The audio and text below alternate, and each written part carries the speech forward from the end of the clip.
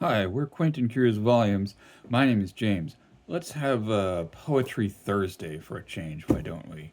I'm going to read two poems on a similar topic, both by Polish writers. The first is from Czesław Miłosz, or Miło, I think is how it's pronounced, something maybe closer to that. And this is from his selected poems. It's translated by himself, so translated into English by Milo, and it is called The Poor Poet, and it's from 1944. The first movement is singing, a free voice filling mountains and valleys. The first movement is joy, but it is taken away. And now that the years have transformed my blood and thousands of planetary systems have been born and died in my flesh, I sit, a sly and angry poet with malevolently squinted eyes, and weighing a pen in my hand, I plot revenge.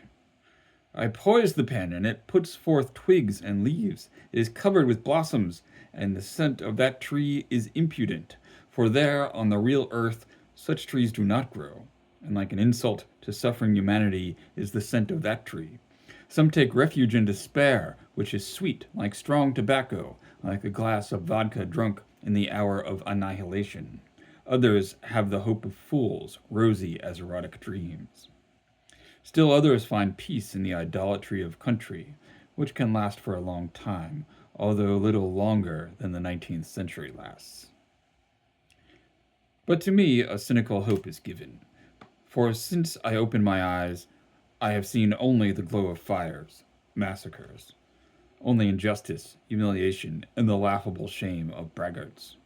To me is given the hope of revenge on others and on myself, for I was he who knew and took from it no profit for myself. So that's Czesław Miłosz writing in Warsaw, 1944, a time when a Polish citizen may have been thinking about getting revenge for things done to him and his country. Here is another Polish poet, and Miłosz is someone who I usually have found that I don't really get him. But Szymborska is a writer who I almost always get and enjoy. And I'm going to read a poem by her called Poetry Reading. To be a boxer or not to be there at all. Oh Muse, where are our teeming crowds? 12 people in the room, 8 seats to spare.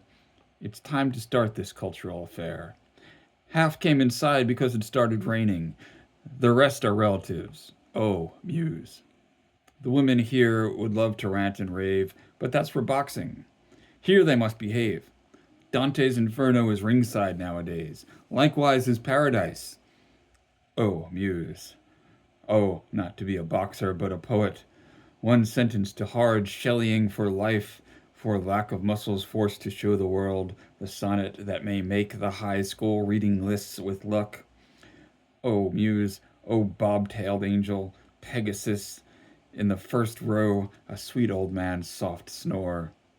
He dreams his wife's alive again. What's more, she's making him that tart that she used to bake. Aflame, but carefully, don't burn his cake. We start to read. Oh, Muse. Oh, for a muse of fire, right? So there you go. It's a muse that will burn your cake. So there you go.